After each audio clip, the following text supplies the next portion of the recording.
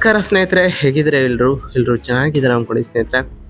ಎಲ್ರಿಗೂ S P B ಮೀಡಿಯಾದ ಮತ್ತೊಂದು ವಿಡಿಯೋಗೆ ತಮಗೆಲ್ರಿಗೂ ಸ್ವಾಗತ ಸುಸ್ವಾಗತ.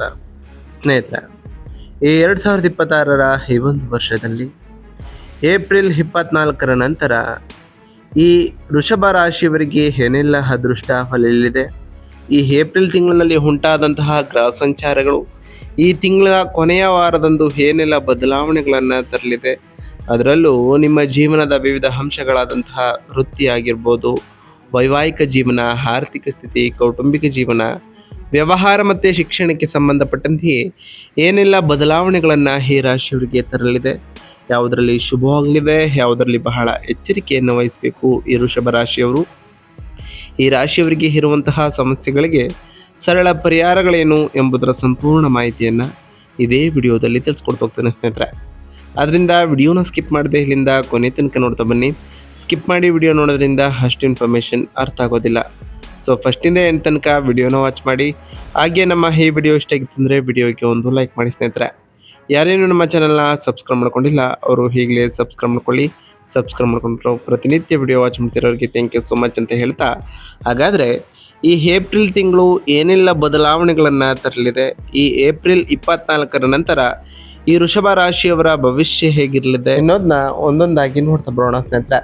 ಈ ವೃಷಭ ರಾಶಿಯವರಿಗೆ ಈ ಏಪ್ರಿಲ್ ತಿಂಗಳು ಲಾಭಗಳು ಮತ್ತು ಸಂತೋಷದ ಕ್ಷಣಗಳಿಂದ ತುಂಬಿದಂತಹ ಅದ್ಭುತವಾದಂತಹ ತಿಂಗಳಾಗಿತ್ತು. ಅದರಲ್ಲೂ ಯೋಗಕಾರಕನಾದಂತಹ ಶನಿ ನಿಮ್ಮ 11ನೇ ಲಾಭ ಸ್ಥಾನದಲ್ಲಿ ಬಲವಾಗಿ ನೆಲೆಸಿದ ಕಾರಣ, ಹಾಗೆಯೇ ಮಂಗಳನು ಕೂಡ ಶನಿಯೊಂದಿಗೆ ಸೇರಿಕೊಂಡಿರೋ ಕಾರಣ ಕ್ರಿಯಾತ್ಮಕ ಒಮ್ಮುಖವು ಈ ರಾಶಿಯವರಿಗೆ ಉಂಟಾಗ್ತಾ ಹೋಗ್ತದೆ ಅಂತಲೇ ಹೇಳ್ಬೋದು. ಹಾಗೆಯೇ ನಿಮ್ಮ ಮಹತ್ವಾಕಾಂಕ್ಷೆಗಳು ಕೂಡ ಈಡೇರಲಿದೆ.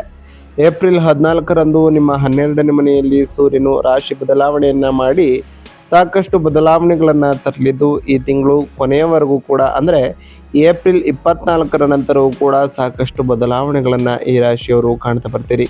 ಹಾಗೆಯೇ ಏಪ್ರಿಲ್ 19ರಂದು ಕೂಡ ಶುಕ್ರನು ತನ್ನ ರಾಶಿ ಬದಲಾವಣೆಯನ್ನು ವೃಷಭ ರಾಶಿಗೆ ಮಾಡಿದ ಕಾರಣ ಸಾಕಷ್ಟು ಬದಲಾವಣೆಗಳನ್ನು ಕಾಣ್ತಾ ಬರ್ತೀರಿ. ಇದು ನಿಮ್ಮಲ್ಲಿ ಅಪ್ರತಿಮವಾದಂತಹ ಮಾನಸಿಕ ಶಾಂತಿ, ದೈಹಿಕ ಚೈತನ್ಯ ಮತ್ತು ಜೀವನದಲ್ಲಿ ಐಷಾರಾಮಿ ಸೌಕರ್ಯಗಳನ್ನು ಆಶೀರ್ವದಿಸಲಿದೆ ಅಂತಲೇ ಹೇಳ್ಬೋದು. ಇದರಿಂದ ಸಾಕಷ್ಟು ಬದಲಾವಣೆಗಳನ್ನು ಕೂಡ ಕಾಣ್ತಾ ಬರ್ತೀರಿ. ಇನ್ನು ಈ ಏಪ್ರಿಲ್ ತಿಂಗಳಿನಲ್ಲಿ ಗ್ರಹ ಸಂಚಾರಗಳು ಹೇಗಿತ್ತು ಈ ರಾಶಿಯವರಿಗೆ ಅಂತ ನೋಡ್ತಾ ಬರೋದಾದರೆ, ಮೊದಲನೇದಾಗಿ ಸೂರ್ಯ ಗ್ರಹದ ವಿಚಾರಕ್ಕೆ ಬರೋದಾದರೆ, 12ನೇ ಮನೆಯ ಉಚ್ಚ ಸ್ಥಾನದಲ್ಲಿ ಇರತಕ್ಕಂತಹ ಸೂರ್ಯನು ಆಸ್ತಿಯಲ್ಲಿ ಹೂಡಿಕೆ ಮಾಡಲು, ವಿದೇಶಿ ವಾಸ್ತವ್ಯ, ಹಾಗೆಯೇ ತಾಯಿಯ ಆರೋಗ್ಯದ ಬಗ್ಗೆ ಕಾಳಜಿ ವಹಿಸುವಂತೆ ಎಚ್ಚರಿಕೆಯನ್ನು ಸೂಚಿಸಲಿದ್ದಾನೆ. ಇನ್ನು ಶುಕ್ರ ಗ್ರಹದ ವಿಚಾರಕ್ಕೆ ಬರೋದಾದರೆ, 1ನೇ ಮನೆಯ ಸ್ವಕ್ಷೇತ್ರದಲ್ಲಿ ಏಪ್ರಿಲ್ 19ರಂದು ಪ್ರವೇಶವನ್ನು ಮಾಡತಕ್ಕಂತಹ ಶುಕ್ರನು ಸಾಕಷ್ಟು ಬದಲಾವಣೆಗಳನ್ನು ತರಲಿದ್ದು, ನಿಮ್ಮ ಆರೋಗ್ಯ ಸುಧಾರಿಸ್ತಾ ಹೋಗ್ತದೆ. ವೈಯಕ್ತಿಕ ಆಕರ್ಷಣೆ ಹೆಚ್ಚಾಗಲಿದ್ದು, ಶತ್ರುಗಳ ಮೇಲೆ ವಿಜಯವನ್ನು ಸಾಧಿಸ್ತಾ ಬರ್ತೀರಿ. ಹಾಗೆಯೇ ಐಷಾರಾಮಿ ಸೌಕರ್ಯಗಳು ಕೂಡ ಹೆಚ್ಚಾಗಲಿದೆ ಅಂತಲೇ ಹೇಳ್ಬೋದು ಸ್ನೇಹಿತರೆ. ಇನ್ನು ಈ ರಾಶಿಯವರ ಕೆರಿಯರ್ ವಿಚಾರದ ಬಗ್ಗೆ ಮಾತನಾಡ್ತಾ ಬರೋದಾದರೆ, ನಿಮ್ಮ 10ನೇ ಮನೆಯ ಅಧಿಪತಿಯಾಗಿರ್ತಕ್ಕಂತಹ ಶನಿಯು 11ನೇ ಮನೆಯ ಲಾಭದ ಮನೆಯಲ್ಲಿ ಸ್ವಂತ ಸ್ಥಾನವನ್ನು ಪಡೆದಿರೋ ಕಾರಣ ಉದ್ಯೋಗಸ್ಥ ವೃತ್ತಿಪರರಿಗೆ ಅತ್ಯುತ್ತಮವಾದಂತಹ ಮಂಗಳಕರವಾಗಿತ್ತು. ಹಾಗೆಯೇ ಏಪ್ರಿಲ್ 14ರಂದು ನಿಮ್ಮ 12ನೇ ಮನೆಯಲ್ಲಿ 4ನೇ ಮನೆಯ ಅಧಿಪತಿ ಸೂರ್ಯನೂ ಕೂಡ ಉದ್ಯೋಗದಲ್ಲಿ ಸಂಭವನೀಯವಾದ ವರ್ಗಾವಣೆ ಮತ್ತು ಸ್ಥಳಾಂತರವನ್ನು ಸೂಚಿಸ್ತಾ ಬಂದಿರೋ ಕಾರಣ ಸಾಕಷ್ಟು ಬದಲಾವಣೆಗಳನ್ನು ಕಾಣ್ತಾ ಬಂದಿದ್ದೀರಿ. ಇದರಿಂದ ನೀವು ಉತ್ತಮವಾದಂತಹ ಲಾಭವನ್ನು ಕೂಡ ಕಾಣ್ತಾ ಬರ್ತೀರಿ ಅಂತಲೇ ಹೇಳ್ಬೋದು ಸ್ನೇಹಿತರೆ. ಇನ್ನು ಈ ರಾಶಿಯವರ ಬಿಸ್ನೆಸ್ ವಿಚಾರದ ಬಗ್ಗೆ ಮಾತನಾಡ್ತಾ ಬರೋದಾದರೆ, ಬಿಸ್ನೆಸ್ ವಿಚಾರದಲ್ಲಿ ಲಾಭದ ಮನೆಯಲ್ಲಿ ಯೋಗಕಾರಕನಾದಂತಹ ಶನಿಯೊಂದಿಗೆ 7ನೇ ಮನೆಯ ವ್ಯಾಪಾರ ಮನೆಯು ಅಧಿಪತಿಯಾಗಿರ್ತಕ್ಕಂತಹ ಮಂಗಳನ ಸಂಯೋಗವು ಕೂಡ ಉಂಟಾಗುವ ಕಾರಣ ಈ ಅವಧಿಯು ನಿಮಗೆ ಅತ್ಯುತ್ತಮವಾದಂತಹ ಯಶಸ್ಸನ್ನು ತಂದು ಕೊಡ್ತದೆ ಅಂತಲೇ ಹೇಳ್ಬೋದು. ಏಪ್ರಿಲ್ 19ರಂದು ನಿಮ್ಮ ರಾಶಿ ಅಧಿಪತಿ ಶುಕ್ರನು ನಿಮ್ಮ ರಾಶಿಯನ್ನು ಪ್ರವೇಶಿಸಿದಾಗ ನಿಮ್ಮ ಬ್ರ್ಯಾಂಡ್ ಇಮೇಜ್ ಉತ್ತಮವಾಗಿ ಏರಿಕೆ ಆಗ್ತಾ ಹೋಗ್ತದೆ. ಇದರಿಂದ ನೀವು ಕ್ಲೈಂಟ್ಗಳೊಂದಿಗೆ ನಿಮ್ಮ ಸಂವಹನವು ಹೆಚ್ಚು ಕಾಂತೀಯ ಮತ್ತು ಮನವೊಲಿಸುವಂತಾಗಲಿದೆ ಅಂತಲೇ ಹೇಳ್ಬೋದು. ಹಾಗೆ ಈ ರಾಶಿಯವರು ಸಾಕಷ್ಟು ಬದಲಾವಣೆಗಳನ್ನು ಶುಕ್ರನ ಈ ಸಂಚಾರದಿಂದ ಕಾಣ್ತಾ ಬರ್ತೀನಿ ಅಂತಲೇ ಹೇಳ್ಬೋದು ಸ್ನೇಹಿತರೆ. ಇನ್ನು ಹಣಕಾಸಿನ ವಿಚಾರದ ಬಗ್ಗೆ ಮಾತನಾಡ್ತಾ ಬರೋದಾದರೆ, ಹಣಕಾಸಿನ ವಿಚಾರದಲ್ಲೂ ಕೂಡ ಉತ್ತಮವಾದಂತಹ ಧನಲಾಭವನ್ನು ಕಾಣ್ತಾ ಬರ್ತೀರಿ ಅಂತಲೇ ಹೇಳ್ಬೋದು ಈ ಏಪ್ರಿಲ್ 24ರ ನಂತರ. ಏಕೆಂದರೆ 11ನೇ ಮನೆಯಲ್ಲಿ ನಿಮ್ಮ ಧನಾಧಿಪತಿಯಾದಂತಹ ಬುಧನ ಸಂಚಾರವು ಆಲ್ರೆಡಿ ಪ್ರವೇಶವನ್ನು ಮಾಡಿರೋ ಕಾರಣ ಆರ್ಥಿಕ ಸ್ಥಿರತೆಯನ್ನು ಮತ್ತಷ್ಟು ಬಲಪಡಿಸಲಿದೆ. ಹಾಗೆ 12ನೇ ಮನೆಯ ಅಧಿಪತಿಯಾಗಿರ್ತಕ್ಕಂತಹ ಸೂರ್ಯನು ಕೂಡ ಉಚ್ಚ ಸ್ಥಾನದಲ್ಲಿ ರಾಶಿ ಬದಲಾವಣೆಯನ್ನು ಮಾಡಿ ನಿಮ್ಮ ಮನೆಗೆ ಸಂಬಂಧಪಟ್ಟಂತಹ ಭಾರೀ ಖರ್ಚುಗಳನ್ನು ಸೂಚಿಸಲಿದ್ದಾನೆ ಅಂತಲೇ ಹೇಳ್ಬೋದು. ನೀವು ಹೊಸ ಮನೆಗಾಗಿ ಮುಂಗಡವನ್ನು ಪಾವತಿಸ್ಬೋದು, ಹೊಸ ವಾಹನವನ್ನು ಖರೀದಿಸ್ಬೋದು ಅಥವಾ ದುಬಾರಿ ಒಳಾಂಗಣ ನವೀಕರಣಗಳಲ್ಲಿ ಹೂಡಿಕೆಯನ್ನು ಮಾಡ್ಬೋದು ಸ್ನೇಹಿತರೆ. ಇದರಿಂದ ನಿಮ್ಮ ಬಜೆಟ್ ಮಿತಿಯನ್ನು ಮೀರದಂತೆ ನೀವು ಎಚ್ಚರಿಕೆಯನ್ನು ವಹಿಸ್ತಾ ಬಂದಿದ್ದೀರಿ.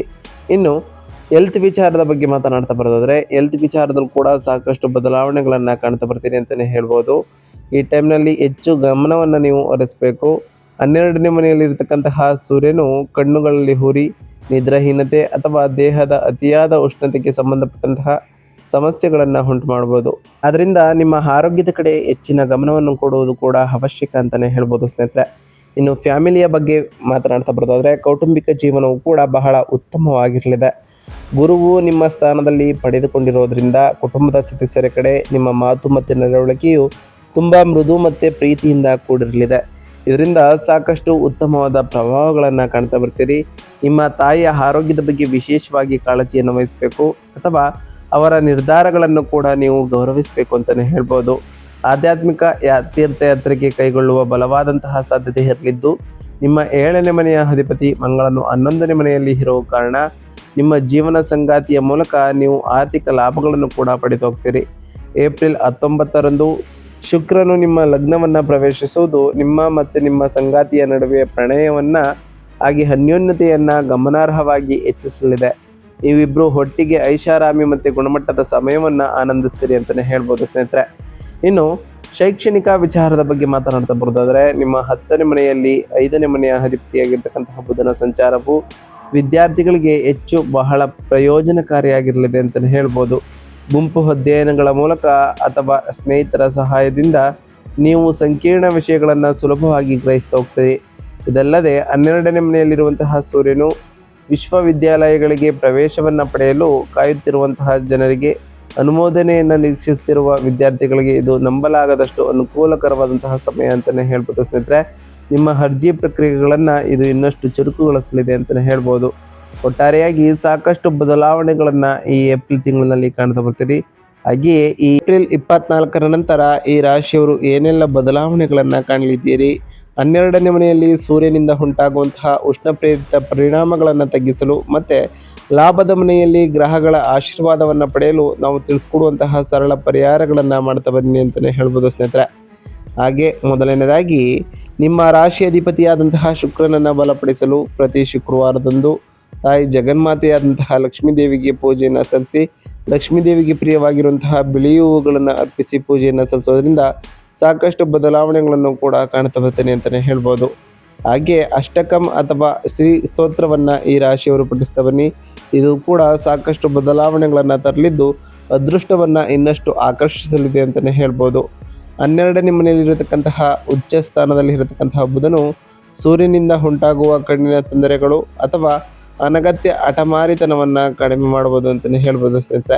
ಪ್ರತಿ ಶನಿವಾರದಂದು ಓಂ ಶಂ ಶನೈಶ್ವರಾಯ ನಮಃ ಎಂಬ ಮಂತ್ರವನ್ನು ಜಪಿಸಿ, ಸಾಧ್ಯವಾದರೆ ಶನಿದೇವರ ದೇವಾಲಯಕ್ಕೆ ತೆರಳಿ ಶನಿದೇವರಿಗೆ ಪ್ರಿಯವಾಗಿರುವಂತಹ ಕಪ್ಪು ಎಳ್ಳಿನ ಬತ್ತಿಯನ್ನು ಹಚ್ಚೋದ್ರಿಂದ ಸಾಕಷ್ಟು ಬದಲಾವಣೆಗಳನ್ನು ಕೂಡ ಕಾಣಲಿದ್ದೀರಿ ಅಂತಲೇ ಹೇಳ್ಬೋದು.